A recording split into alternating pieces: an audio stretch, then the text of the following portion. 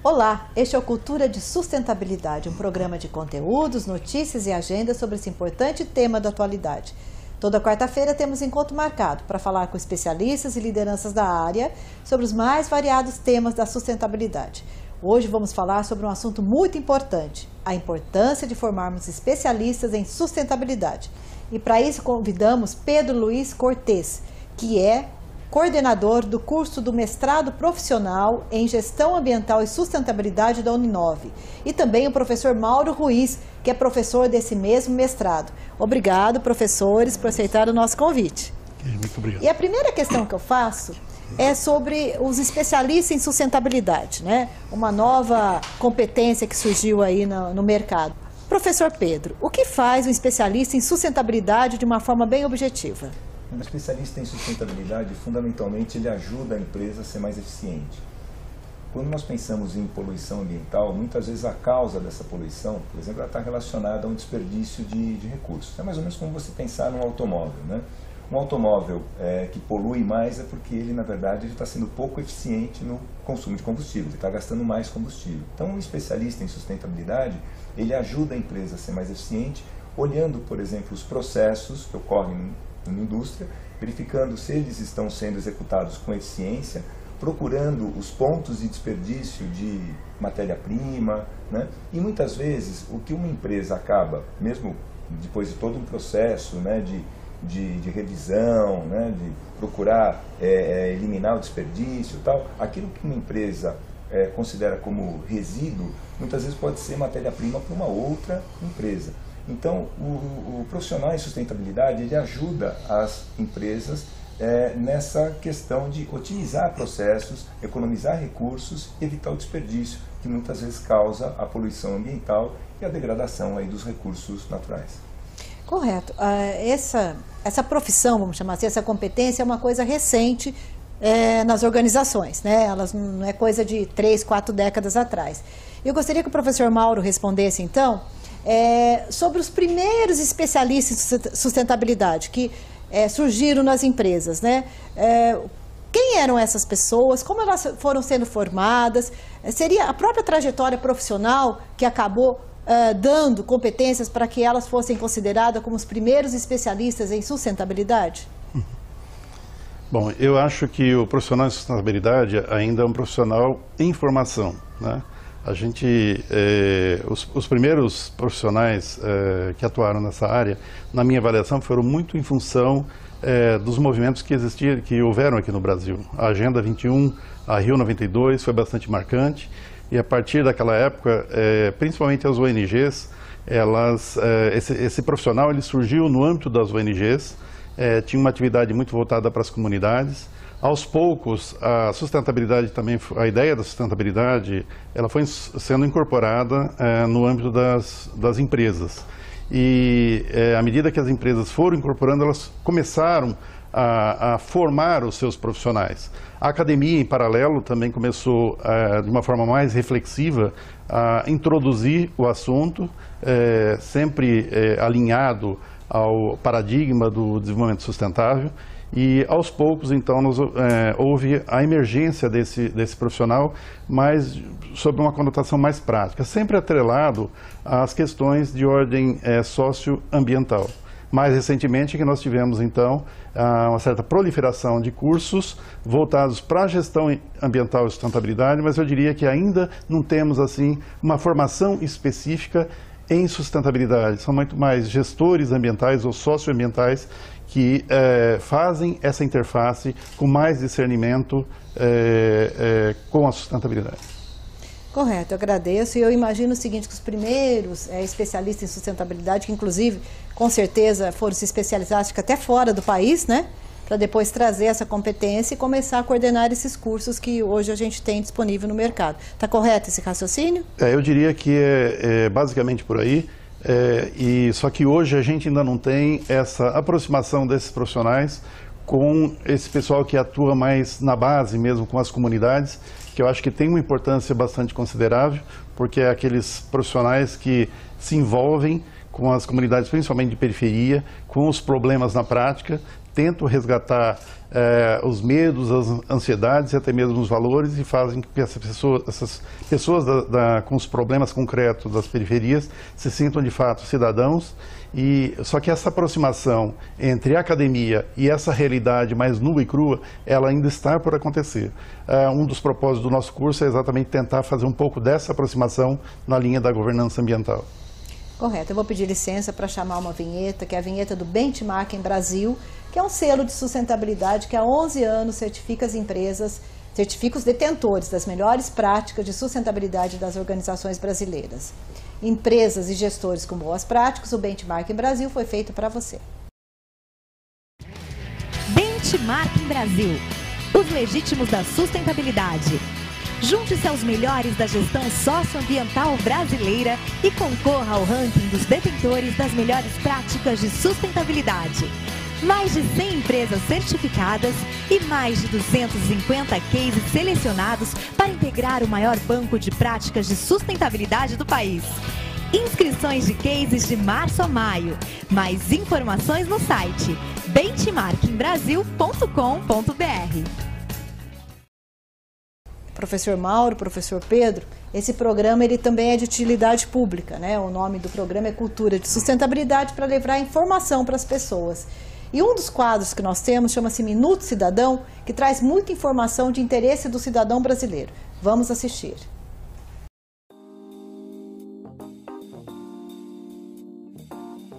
Olá! Você sabe o que é imposto indireto e quanto eu e você pagamos referente a esses impostos? O imposto direto, ele não fica destacado na mercadoria e no serviço. É o que a gente chama de imposto invisível.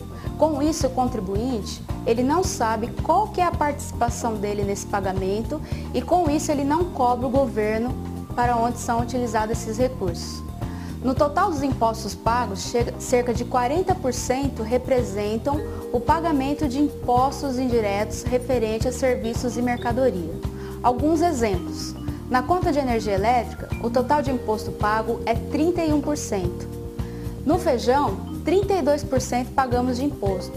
E numa garrafinha de água mineral, é um total de 37% de imposto embutido no valor da água. Nesses casos, o pobre paga o mesmo valor de imposto do que o rico. E com isso, a gente fala que existe uma não distribuição tributária no total do imposto pago em mercadorias e serviços. É o Minuto Cidadão levando informação até você.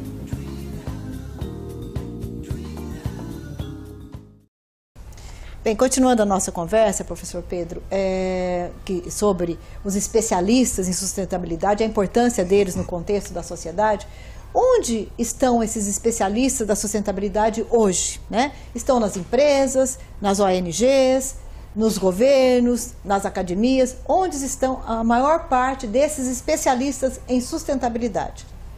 Bom, é difícil dizer especificamente onde está a maior parte desses especialistas, mas eles estão razoavelmente disseminados em todas essas áreas, nas empresas, nas ONGs, no governo, atuando junto a comunidades, atuando como formuladores de políticas públicas.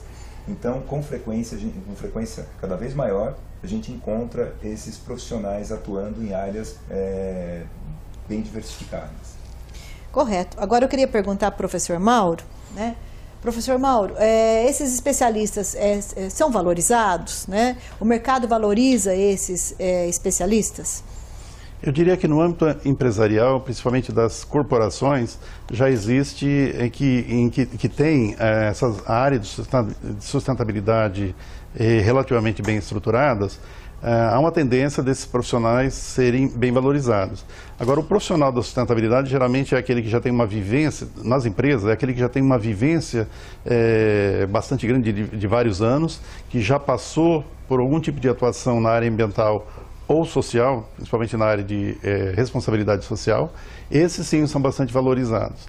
Eu diria que nós temos no nosso curso diversos profissionais que nos procuram que querem uma complementação na formação em sustentabilidade. E nesse sentido eu concordo com o que disse o professor Pedro, que eles estão bastante disseminados em vários setores da sociedade, em função do perfil daqueles que têm nos procurado, porque se julgam ou são profissionais, se enquadram em profissionais da sustentabilidade, mas que buscam uma complementação de suas formações.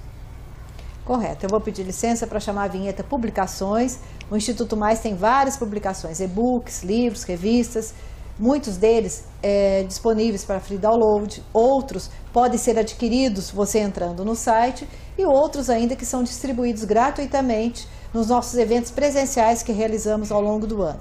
É leitura obrigatória para quem trabalha ou se interessa pelo tema sustentabilidade. Vamos assistir.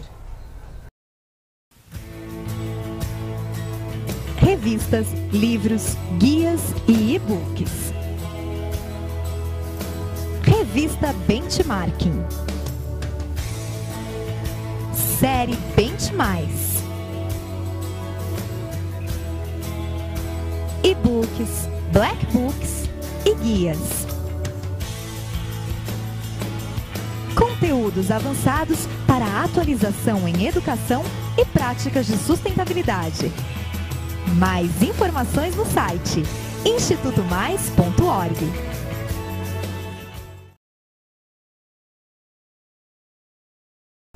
Professor Pedro, professor Mauro, nós temos quadros, né, que nós vamos passando ao longo da entrevista, e um dos quadros traz informações sobre bem-estar, saúde, porque qualidade de vida também é sustentabilidade. Vamos ver a dica de hoje. Olá, eu sou o chefe Luiz e esse é o Minuto Saúde. Hoje eu estou aqui na Casa do Zezinho, ONG localizada aqui na Zona Sul de São Paulo. Eu vou fazer uma receita ótima para o verão, refrescante e com muitas vitaminas e nutrientes. A receita de hoje é suco de couve com limão. Os ingredientes para a receita são couve, limão, açúcar, água e nós vamos bater tudo no liquidificador. A primeira coisa que nós devemos fazer é cortar a couve em pedaços médios.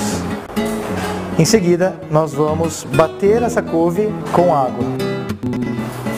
Em seguida, eu vou adicionar os limões à mistura.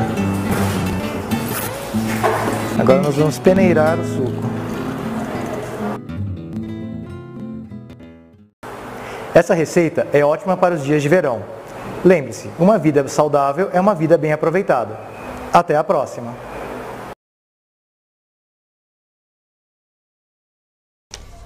Voltando aqui com a nossa entrevista, estamos com o professor Pedro Cortez e Mauro Ruiz, que é do mestrado profissional em Gestão Ambiental e Sustentabilidade da Uninove. Eu gostaria de perguntar ao professor Pedro, os cursos que formam esses especialistas em sustentabilidade, eles existem em grande quantidade, estão localizados mais aqui na região sudeste ou tem pelo Brasil todo, atende a demanda? Fale um pouco sobre a formação, né, a oferta, né, desses cursos para quem quer se tornar um especialista em sustentabilidade. Bom, em relação à graduação, há que se diferenciar a existência de cursos tradicionais que formam profissionais não específicos para atuar na questão ambiental e de sustentabilidade, mas que usualmente têm fornecido bons profissionais, como é o caso dos cursos de geografia, geologia, biologia, química ou engenharia química, né?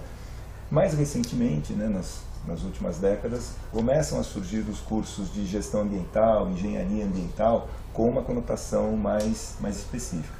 Então hoje, a pessoa que busca, o jovem que busca uma formação nessa área ambiental, ela tem essas possibilidades, ou buscar um curso mais específico, já voltado para engenharia ambiental ou gestão ambiental, ou pegar um curso mais tradicional que tem onde se tem uma visão ambiental também muito boa e também se desenvolver a partir desse curso. Esses cursos eles estão mais concentrados na região sudeste, na região sul, como acontece atualmente com diversos outros cursos no país. E tanto são encontrados nas instituições públicas quanto nas particulares.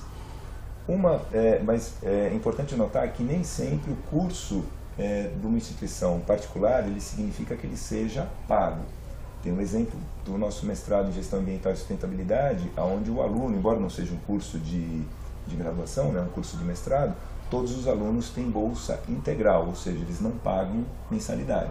Então, compete aí ao aluno, né, verificar o potencial aluno, o candidato, a pessoa que quer trabalhar nessa área, verificar quais são as possibilidades na sua região, ou mesmo em outras regiões, né, com esse processo seletivo unificado que o governo está fazendo para as federais, ou para boa parte das federais, às vezes fica até mais fácil escolher cursos, né? A pessoa mora numa região, mas acaba optando por um curso numa outra região.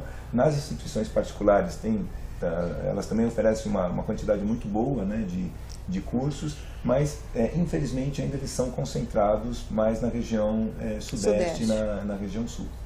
Perfeito. Ainda sobre o curso de mestrado profissional em sustentabilidade e gestão ambiental da Uninove. Foi o primeiro mestrado profissional nessa área, né? Sim, dentro da área de administração ele foi o primeiro. E o que é um mestrado profissional? Você poderia esclarecer para aqueles que estão nos assistindo? Veja, para falar do mestrado profissional, vou falar um pouquinho aí rapidamente do mestrado acadêmico, que é o mais tradicional. O mestrado acadêmico ele tem uma função de desenvolver, né, de formar pesquisadores científicos, ou seja, pessoas que pretendem, né, partir para um doutorado, desenvolver uma carreira acadêmica, uma carreira como pesquisador. O mestrado profissional, ele não abandona essa visão, mas também ele prepara o profissional para atuar no mercado. Então, ao invés de ele ter uma formação exclusivamente acadêmica, uma visão exclusivamente acadêmica, ele tem uma conotação também muito prática e muito profissional. O que, ao contrário do que talvez as pessoas possam imaginar, que simplifica o processo, né, por ser profissional, ele pode ser que não seja tão rígido, na verdade aumenta muito o trabalho, principalmente para quem está do lado de cá, né, preparando as aulas, preparando os cursos, tal, porque a gente não pode perder essa visão acadêmica. Nós somos avaliados pela CAPES, né, que é o órgão do governo que organiza os programas de mestrado e doutorado. Nós somos avaliados dentro desse espectro acadêmico, mas também nós somos avaliados dentro dessa questão de aplicabilidade, né, voltada para a prática profissional. Eu, inclusive, parabenizo, né, essa tendência, esse encontro com o mercado, né, esse encaminhamento com o mercado. O lado acadêmico formando uma base, um referencial teórico forte, mas a aplicabilidade também. Isso é muito importante, né?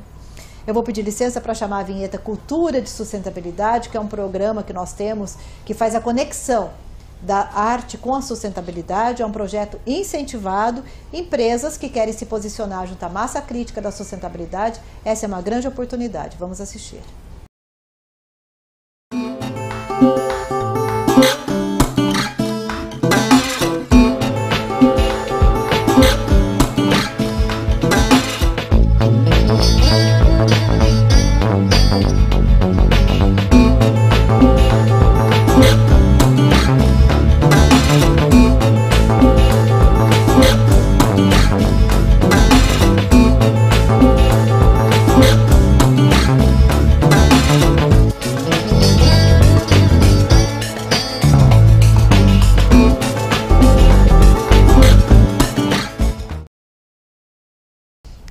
Um outro quadro que nós temos aqui, professor Mauro e professor Pedro, é o Virando do Avesso, que é um quadro de educação ambiental, que ensina as pessoas a transformarem um novo produto aquilo que seria descartado. Vamos ver a dica de hoje.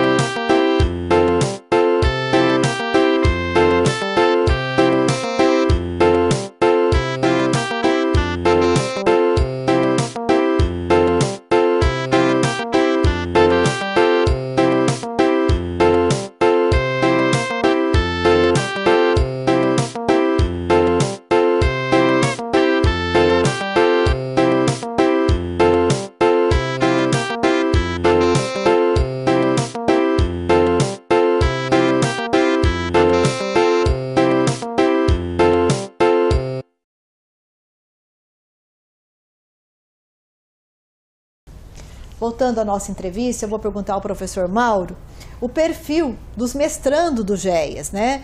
Essas pessoas que estão fazendo esse mestrado profissional, eles estão trabalhando, são mais ligados à academia? O que você pode dizer sobre o perfil dessas pessoas? Nós temos os mais variados tipos de alunos, né? Todos eles trabalham, a maioria é vinculado à área empresarial, mas temos também pessoas ligadas à área de educação.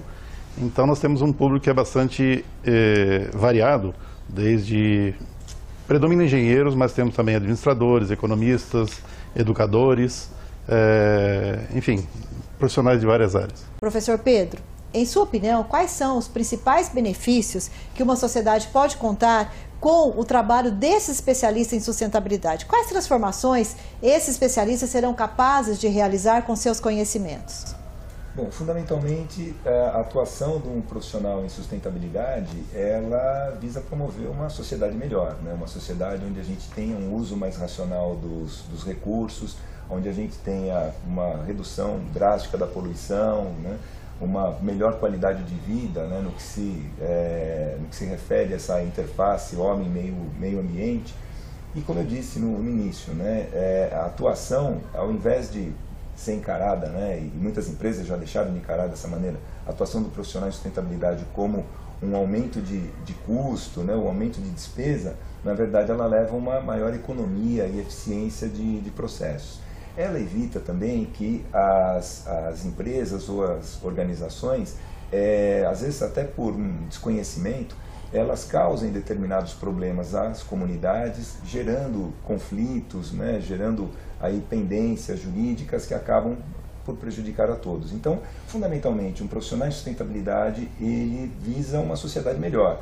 Ele consegue, com a sua atuação, promover uma sociedade melhor e de maneira bastante prática, de maneira bastante objetiva.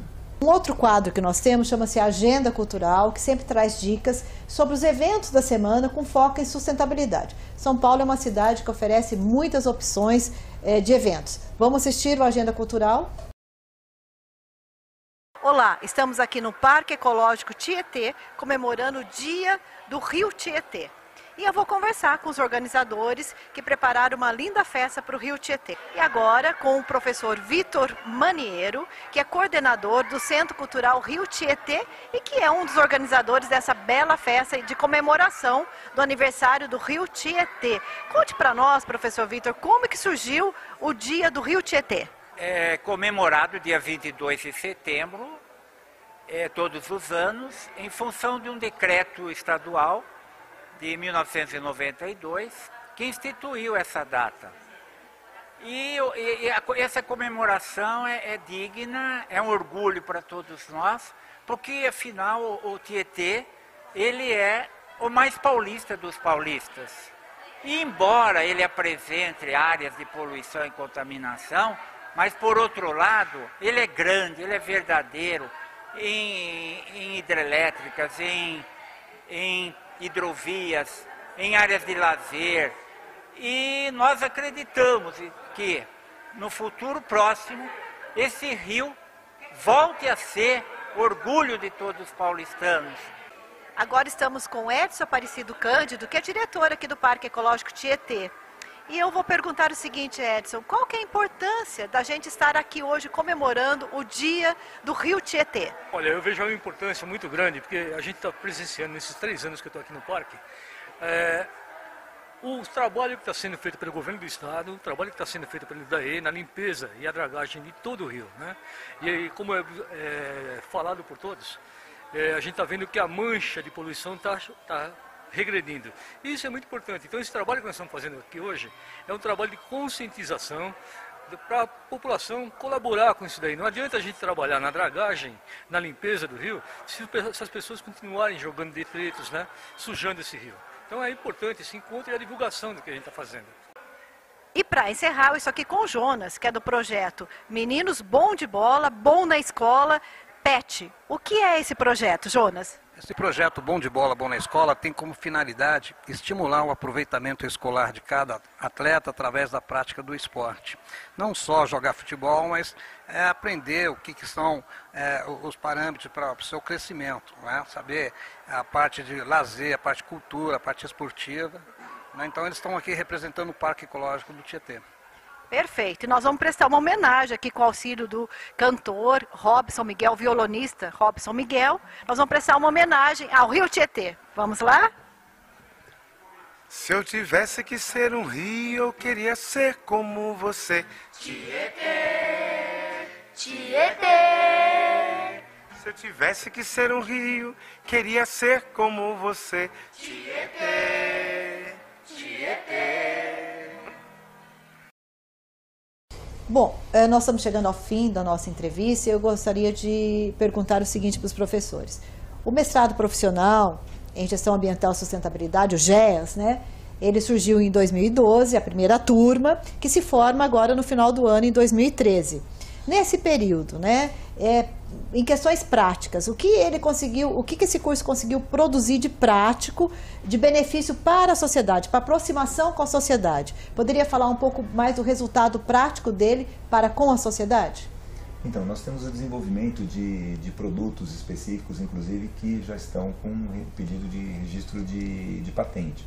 Um deles é um bloco de um tijolo que agrega resíduos de garrafa PET, né? Esse resíduo ele é moído e passa a ser incorporado à massa que forma o tijolo. Então, a garrafa PET, ela, em princípio, ela não tem nenhum atrativo, né, para os recicladores. Eles preferem muitas vezes se concentrar nas latas de alumínio, que tem um valor agregado muito maior. Mas a garrafa PET, uma vez ela sendo moída, e ela é um material inerte, ela pode ser incorporada a determinadas misturas para tijolos, e produz um material de boa resistência, leve e dá uma destinação adequada a esse resíduo, né, ao PET. Tem uma outra massa derivada desse primeiro projeto, inclusive esse projeto é tão interessante que ele está sendo replicado na Universidade do Porto, em Portugal, né? Nós levamos esse projeto para lá. Um outro projeto derivado do tijolo com PET é a formação, né, a fabricação de blocos para pisos autodrenantes. São essas calçadas novas, né, que estão sendo colocadas nas cidades, aqui em São Paulo, em diversas vias. Elas podem ser elaboradas com esse tipo de bloco também, ou seja, dando uma destinação adequada ao PET. Um outro projeto interessante é a destinação das cinzas das termoelétricas. As termoelétricas, ambientalmente, não são desejáveis, mas num ambiente onde às vezes você tem carência de recursos hídricos, né, ou uma demanda alta por energia elétrica, elas acabam operando. Então, como reduzir esse impacto ambiental das termoelétricas? As cinzas acabam sendo geradas e ficam ali, né, claro, com alto poder de poluição, de contaminação dos solos. Então, uma pesquisadora do GES, a Cláudia Kniss, ela desenvolveu um projeto para utilizar essas cinzas na fabricação de cerâmica. Então, no estado de Santa Catarina, a previsão é de que, enquanto essas térmicas estiverem operando, todas as cinzas geradas poderão abastecer as indústrias de cerâmica sem a necessidade de se utilizar matéria-prima extraída diretamente da natureza. Então, é aquele exemplo. O que era resíduo para uma atividade vai virar matéria-prima numa outra atividade. Isso é sustentabilidade. Sem dúvida, é sustentabilidade, a criatividade, é qualidade de vida. Aquilo que é um problema vira-se uma solução, né? E assim caminha a humanidade com a contribuição da ciência. E aqui a gente teve, né, fatos, exemplos práticos, né, daquilo que estava poluindo o meio ambiente, dando muito custo e risco para quem as produzia, certamente, sim, porque nós temos uma política nacional de resíduos sólidos que é bastante rígida e que virou, de alguma maneira, teve uma reinserção na cadeia produtiva e está aí atendendo, movimentando a economia de forma mais sustentável, sem dúvida. Eu quero deixar aí o microfone, a câmera, para que vocês falem um pouco mais sobre o GEAS. As pessoas que têm mais interesse em saber sobre isso, se tem um site, algum local onde elas podem se informar, né? Eu deixo aí a câmera aberta para as palavras finais sobre a importância de formarmos especialistas em sustentabilidade. Eu gostaria de destacar que o nosso curso está estruturado em 2 pilares, uma área de governança ambiental e outra de gestão em operações e processos, de modo que na área de governança a gente tem uma atuação que é bem mais voltada para as questões ambientais de uma forma mais macro, voltadas para políticas públicas, e nessa área de gestão e operações em processos, basicamente uma espécie de trabalha-se com a perspectiva do gerenciamento, da operação do dia a dia das questões ambientais nas empresas, com uma conotação bastante voltada para resíduos, análise de ciclo de vida, responsabilidade socioambiental. Então nós temos essas duas conformações, esses 2 pilares, de modo que a gente pode estar recebendo alunos que têm interesses nessas 2 áreas. Complementando o que disse o professor Pedro anteriormente, acho que a perspectiva interessante da sustentabilidade é que ela induz a inovações sustentáveis. A exemplo dos projetos em parceria que já estão se descortinando com Santa Catarina, com Portugal. Temos um outro também com o Paraná, na linha de reaproveitamento de gases gerados a partir do aproveitamento econômico da fécula de mandioca, né? Então nós temos uma perspectiva bastante interessante para o curso, que de fato está se traduzindo no mestrado profissional em gestão ambiental e sustentabilidade. E certamente no site da Uninove eles têm acesso a esse tipo de informação. Isso, www.uninove.br. Tá certo. Eu agradeço muito a presença de vocês, compartilhando com a gente o conhecimento numa área, num assunto tão importante, que é sobre formarmos especialistas em sustentabilidade, e você, internauta, que nos acompanhou até esse momento. Convido todos para o nosso próximo encontro, sempre às quartas-feiras, às 14h30, trazendo para você um tema atual e relevante. Obrigado e até lá.